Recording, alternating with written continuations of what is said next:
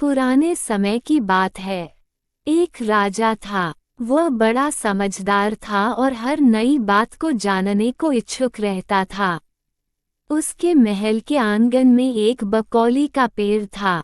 रात को रोज नियम से एक पक्षी उस पेड़ पर आकर बैठता और रात के चारों पहरों के लिए अलग अलग 4 तरह की बातें कहा करता। पहले पहर में कहता, किस मुख दूध पिलाऊं, किस मुख दूध पिलाऊं। दूसरा पहर लगते बोलता, ऐसा कहूँ न दीख, ऐसा कहूँ न दीख। जब तीसरा पहर आता तो कहने लगता, अब हम करबू का, अब हम करबू का। जब चौथा पहर शुरू होता तो वह कहता, सब बम्मन मर जाएं, सब बम्मन मर जाएं। राजा रोज रात को जागकर पक्षी के मुख से चारों पहरों की 4 अलग अलग बातें सुनता। सोचता, पक्षी क्या कहता, पर उसकी समझ में कुछ न आता। राजा की चिंता बढ़ती गई। जब वह उसका अर्थ निकालने में असफल रहा तो हार कर उसने अपने पुरोहित को बुलाया। उसे सब हाल सुनाया और उससे पक्षी के प्रश्नों का उत्तर पूछा। पुरोहित भी एक साथ उत्तर नहीं दे सका। उसने कुछ समय की मुहलत मांगी और चिंतित होकर घर चला आया। उसके सिर में राजा की पूछी गई चारों बातें बराबर चक्कर काटती रहीं। वह बहुतेरा सोचता, पर उसे कोई जवाब न सूझता। अपने पति को हैरान देखकर ब्राह्मणी ने पूछा, तुम इतने परेशान क्यों दिखते हो? मुझे बताओ, बात क्या है? ब्राह्मणी ने कहा, क्या बताऊं? एक बड़ी ही कठिन समस्या मेरे सामने आ खड़ी हुई है। राजा के महल का जो आंगन है, वहाँ रोज रात को एक पक्षी आता है और चारों पहरों में नित्य नियम से 4 अलग अलग बातें कहता है।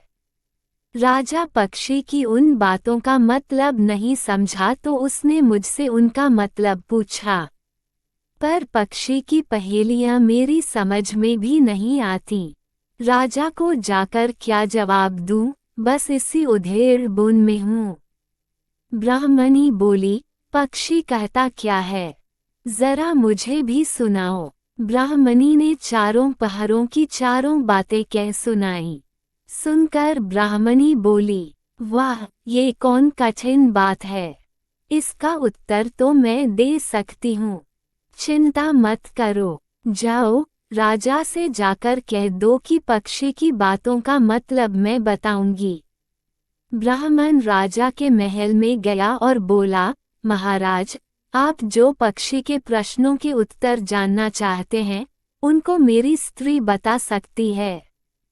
पुरोहित की बात सुनकर राजा ने उसकी स्त्री को बुलाने के लिए पालकी भेजी। ब्राह्मणी आ गई। राजा रानी ने उसे आदर से बिठाया। रात हुई तो पहले पहर पक्षी बोला, किस मुख दूध पिलाऊं, किस मुख दूध पिलाऊं। राजा ने कहा, पंडितानी, सुन रही हो, पक्षी क्या बोलता है? वह बोली, हाँ महाराज, सुन रही हूँ। वह अधकट बात कहता है। राजा ने पूछा, अधकट बात कैसी? पंडितानी ने उत्तर दिया, राजन, सुनो, पूरी बात इस प्रकार है। लंका में रावण भयो 20 भुजा 10 शीश। माताओं की जा कहे, किस मुख दूध पिलाऊं, किस मुख दूध पिलाऊं। लंका में रावण ने जन्म लिया है, उसकी 20 भुजाएं हैं और 10 शीश हैं। उसकी माता कहती है कि उसे उसके कौन से मुख से दूध पिलाऊं। राज बोला, बहुत ठीक, बहुत ठीक, तुमने सही अर्थ लगा लिया। दूसरा पहर हुआ तो पक्षी कहने लगा, ऐसो कहूँ न दीख, ऐसो कहूँ न दीख। राजा बोला, पंडितानी, इसका क्या अर्थ है? पंडितानी ने समझाया, महाराज, सुनो, पक्षी बोलता है, घर जम नवदीप, बिना चिंता को आदमी, ऐसो कहूँ न दीख, ऐसो कहूँ न दीख। चारों दिशा, सारी पृथ्वी, नवखंड, सभी छान डालो, पर बिना चिंता का आदमी नहीं मिलेगा। मनुष्य को कोई न कोई चिंता हर समय लगी ही रहती है। कहिए महाराज, सच है या नहीं? राजा बोला, तुम ठीक कहती हो। तीसरा पहर लगा तो पक्षी ने रोज की तरह अपनी बात को दोहराया। अब हम करबू का। ब्राह्मणी राजा से बोली, महाराज, इसका मर्म भी मैं आपको बतला देती हूँ। सुनिए। 5 वर्ष की कन्या 60 दाई ब्याह, बैठी करम बिसूरती, अब हम करबू का। 5 वर्ष की कन्या को 60 वर्ष के बूढ़े के गले बांध दो तो बेचारी अपना करम पीट कर यही कहेगी, अब हम करबू का। सही है न महाराज? राजा बोला, पंडितानी, तुम्हारी यह बात भी सही लगी। चौथा पहर हुआ तो पक्षी ने चोंच खोली। सब बम्मन मर जाएं।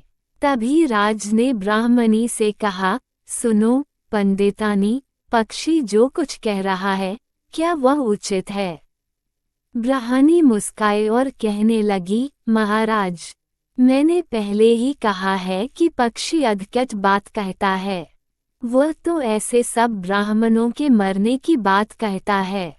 विश्वासंगत जो करे सुरामांस, जो खाएं, बिना सपरे भोजन करें, वे सब बम्मन मर जाएं। जो ब्राह्मणी वेश्या की संगति करते हैं, सुरा और मांस का सेवन करते हैं और बिना स्नान किए भोजन करते हैं, ऐसे सब ब्राह्मणों का मर जाना ही उचित है। जब बोलिए, पक्षी का कहना ठीक है या नहीं? राजा ने कहा, तुम्हारी चारों बातें 52 तोला पाँव रत्ती ठीक लगी। तुम्हारी बुद्धि धन्य है। राजा रानी ने उसको बढ़िया कपड़े और गहने देकर मान सम्मान से विदा किया। अब पुरोहित का आदर भी राजदरबार में पहले से अधिक बढ़ गया। दोस्तों, आपको ये कहानी, ये लोक कथा कैसी लगी? अच्छी लगी हो तो प्लीज़ इसे लाइक कर दे। अगर आपको अच्छी नहीं लगी तो प्लीज़ आप इसे डिसलाइक कर दे, ताकि मुझे पता लगे कि आपको मेरी कहानी कैसी लगी, ये लोक कथा कैसी लगी। धन्यवाद।